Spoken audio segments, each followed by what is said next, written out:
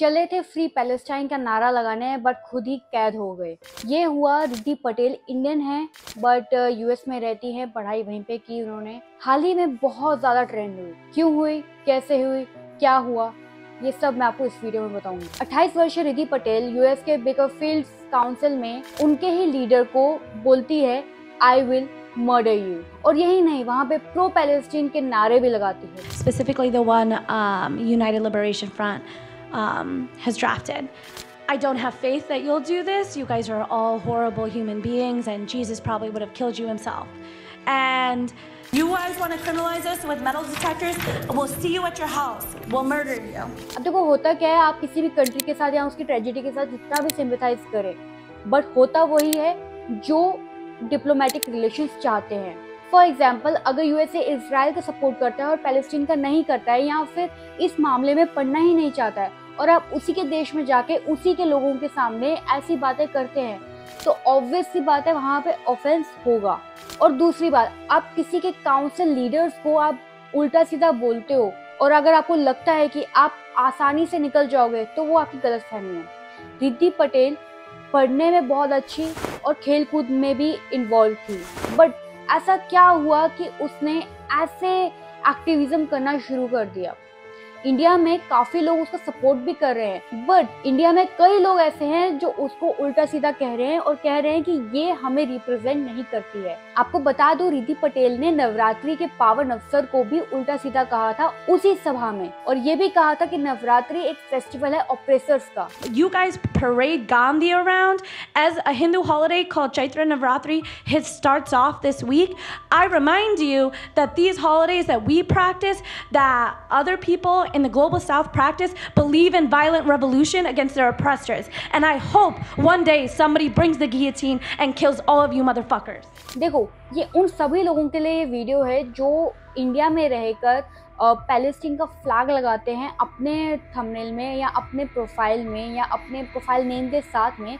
उससे कोई फ़ायदा नहीं होने वाला। आपका ऐसा करने से ना ही उनको कोई सपोर्ट मिलेगी, ना ही उनको कोई फ़ायदा होगा, और ना ही अगर मैं इजराइल का फ्लैग लगाती हूँ या उसको सपोर्ट करती हूँ उससे भी उनको कोई फ़ायदा मिलने वाला है।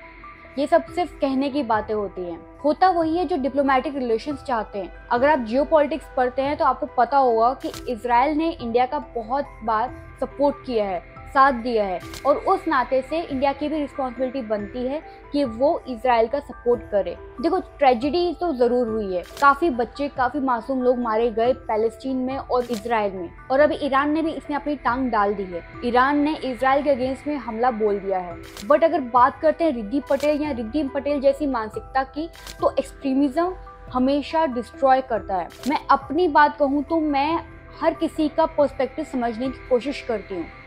फॉर एग्जाम्पल, अगर मैं इंजीनियर रिव्यूज़ की वीडियो देख रही हूँ या अजीत भारती की वीडियो देख रही हूँ तो उसी तरफ मैं ध्रुव राठी की भी वीडियो देखूंगी और मैं देशभक्त की भी वीडियो देखूंगी, सो दैट मुझे पता चले कि कौन सच बोल रहा है और कौन प्रोपेगेंडा फैला रहा है। देखो, सिंपल सी बात है, आप किसी झूठ को 100 बार कहोगे आपको सच लगने लगेगा।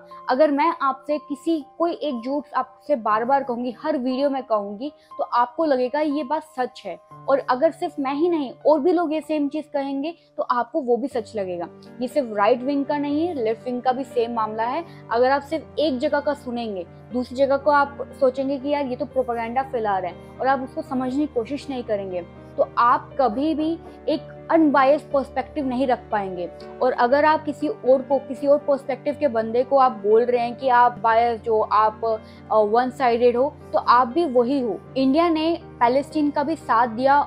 इंडिया के प्रधानमंत्री नरेंद्र मोदी ने भी ओपनली आके कहा कि जो पैलेस्टीन में हो रहा है वो गलत है। इससे पहले भी, कई साल पहले भी, जब पैलेस्टीन में कुछ गलत हो रहा था तब भी इंडिया ने सपोर्ट किया था। रिद्धि पटेल के साथ जो हुआ वो बहुत गलत था, जो उसने कहा वो और भी ज्यादा गलत था। रिद्धि पटेल का फेसबुक का कुछ पोस्ट सामने आए थे जहां पर वो ओपनली इंडिया को और मोदी को और हिंदुइज्म को गालियां देती है, बट शायद वो भूल रहे हैं कि ये सब चीजें फ्री स्पीच में नहीं आती हैं। फ्री स्पीच और फ्रीडम ऑफ एक्सप्रेशन में भी काफी सारी रिस्ट्रिक्शंस हैं। और इसी तरह की एक और वीडियो सामने आई थी जहां पर, जिसको मैंने ही शेयर किया था, जहां पर एक लड़की बोलती है कि मैं जूता मारूंगी मोदी को, और इस तरह की लैंग्वेज का इस्तेमाल करती है, जो कि और भी ज्यादा गलत है।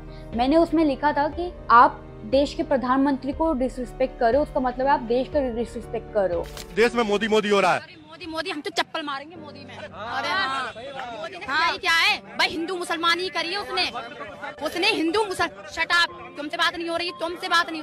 मोदी तो चाय बेचता हुआ ही अच्छा लगता है। हाँ, आप मुझे एक बात बताइए, अगर हमारा प्रधानमंत्री किसी फॉरेन कंट्री में जाकर कोई बातचीत करता है और वहां पे उसकी बेइज्जती होती है, तो वो बेइज्जती सिर्फ नरेंद्र मोदी की नहीं है, वो बेइज्जती पूरे देश की है। तो आप उस पर्सपेक्टिव में समझने की कोशिश कीजिए। आपको किसी को क्रिटिसाइज करने का पूरा हक है, बट शब्दों की मर्यादा रखिए, क्योंकि इससे आपकी अपब्रिंगिंग के ऊपर सवाल उठता है। मुझे कई सारे यूट्यूबर्स बहुत पसंद हैं, क्योंकि वो कभी गालियों का इस्तेमाल करके अपनी बात को डिफेंड नहीं करते हैं। बट कहीं ऐसे यूट्यूबर्स हैं जिनका कंटेंट तो बहुत अच्छा है, बट वो इतनी गालियां देते हैं कि वो मुझसे एक बार भी 1 मिनट भी सुनी नहीं जाती। ऐसा क्यों होता है? आपको अपनी बात करने के लिए चिल्लाना क्यों पड़ रहा है? आपको अपनी बात को डिफेंड करने के लिए क्यों गालियां देने की जरूरत पड़ रही है? जिस दिन आप ये बात समझेंगे, जिस दिन आप दोनों पर्सपेक्टिव को समझने की कोशिश करेंगे, उस दिन आपको बहुत मदद मिलेगी एक अनबायस्ड अप्रोच रखने के लिए।